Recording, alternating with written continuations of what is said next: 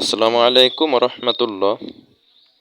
পবিত্র ঈদুল আজহা উপলক্ষে বেরইল পলিতা বাজার সুন্দরবন ক্লাব মাঠে পশুর হাট তথা গরু ছাগলের হাট বসেছে। আসন্ন কুরবানি ঈদ উপলক্ষে বিক্রেতা এবং ক্রেতাগণ গরু ছাগল বেচাকেনা করতেছেন। এখানে বিভিন্ন জাতের গরু ছাগল রয়েছে। বিক্রেতারা এখানে ছোট থেকে বড় সব ধরনের গরু ছাগল এনে বিক্রি করতেছেন।